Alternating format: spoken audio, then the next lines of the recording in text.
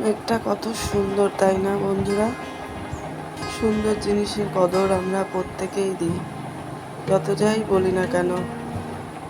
সুন্দরের কদর আলাদাই থাকে সব সময়। বলো, কত সুন্দর আকাশটা দেখতে। কুৎসিতকে কেউই পছন্দ করে না।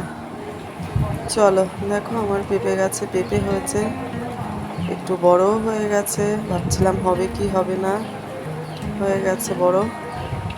চলো, সকাল থেকে উঠেই দেখছি বৃষ্টি হচ্ছে। উঠেছি অনেক দেরিতে। ওই দেখো, তোমাদের দাদা ভাই বেরিয়ে গেল সমস্ত কিছু করে দিয়ে।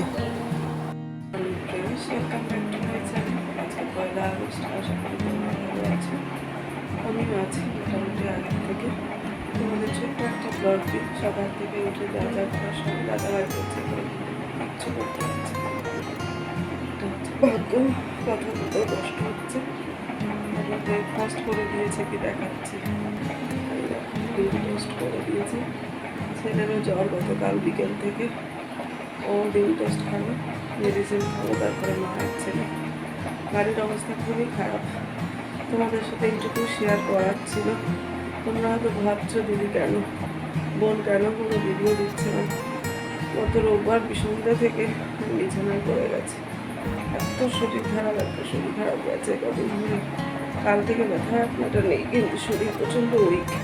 আজকেও আমার 10:30 চেকআপে যাওয়ার আছে, যাব। চলো, এইটুকুই বলার ছিল। সমস্ত কিছু দাদাভাই করছে। ছেলে স্কুলে একদিন গেছে, আর যাইনি। গতকাল সন্ধ্যা থেকে পড়ে গেছে জ্বর। একভাবে বেশি কথা বলতে পারছি না, হাঁপিয়ে যাচ্ছে।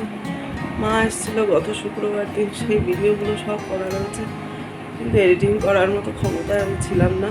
ওগুলো আর তোমাদের দিতে পারিনি, পরে হয়তো দিতে পারবো। তোমরা পাশে থেকো প্লিজ, তোমাদের অনেক ভালোবাসা হলো আমার তরফ থেকে।